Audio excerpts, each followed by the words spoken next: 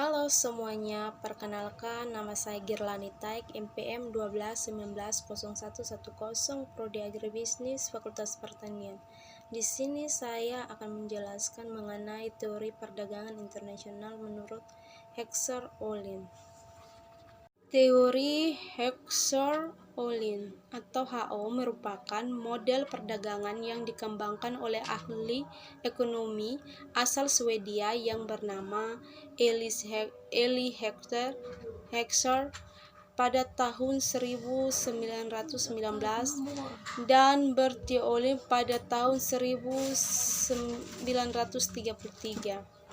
Apa itu teori Heckscher-Ohlin?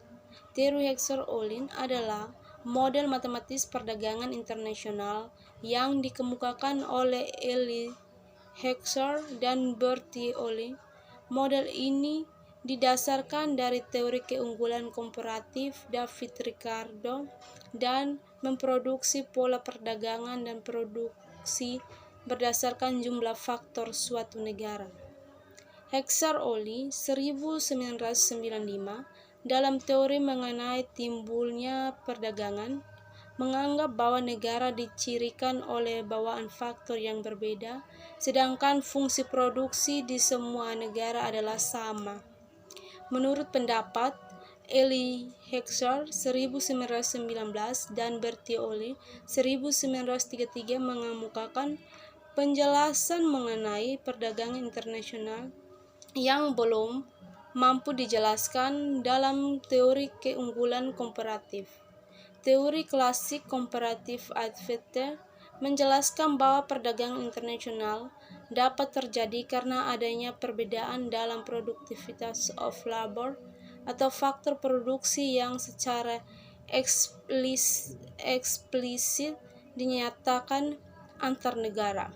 Teori Heckscher-Ohlin menyatakan penyebab perbedaan produktivitas karena adanya jumlah atau proporsi faktor yang produksi yang dimiliki oleh masing-masing negara sehingga selanjutnya menyebabkan terjadinya perbedaan harga barang yang dihasilkan.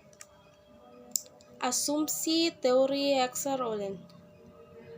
Yang pertama, harga terdapat dua negara dan dua komoditi. Yaitu komoditi X dan komoditi Y secara produksi, tenaga kerja, dan modal. Kedua negara tersebut memiliki dan menggunakan metode atau tingkat teknologi produk yang persis sama. Kedua komoditi tersebut sama-sama diproduksikan berdasarkan skala hasil yang konstan. Terdapat kompetensi sempurna dalam pasar produk dan dalam pasar sektor produksi. Terdapat komoditas faktor yang sempurna dalam ruang lingkup masing-masing negara, namun tidak ada mobilitas faktor-faktor antar negara. Semua sumber daya produksi atau faktor produksi pada masing-masing negara dapat dikenangkan secara penuh dalam kegiatan produksi. Perdagangan internasional yang terjadi sepenuhnya seimbang. Total nilai ekspor sama dengan total nilai impor. Yang terakhir, tidak ada biaya transportasi. Kelemahan asumsi teori Heckscher-Ohlin. Yang pertama itu asumsi bahwa kedua negara menggunakan teknologi yang sama dan produksi adalah tidak valid. Faktor yang ada di lapangan negara sering menggunakan teknologi yang berbeda.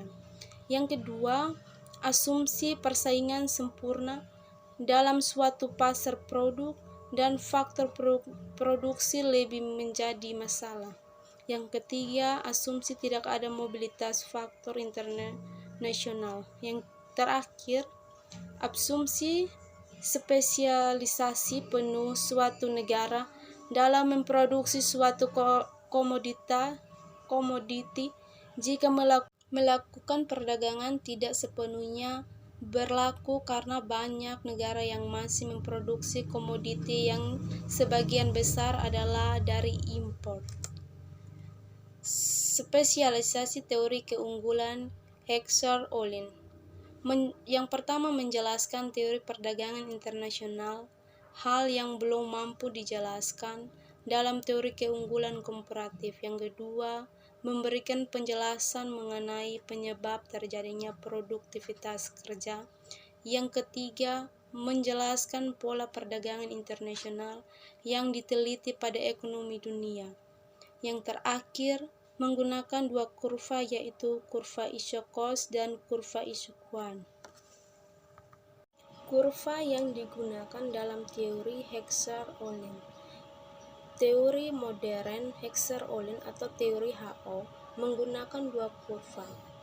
Pertama adalah kurva Isokwan, yaitu kurva yang menggambarkan total biaya produksi yang sama, dan kurva Isokwan yaitu kurva yang menggambarkan total kuantitas produk yang sama. Menurut teori ekonomi mikro, kurva Isokwan akan bersinggungan dengan kurva Isokwan pada suatu titik optimal.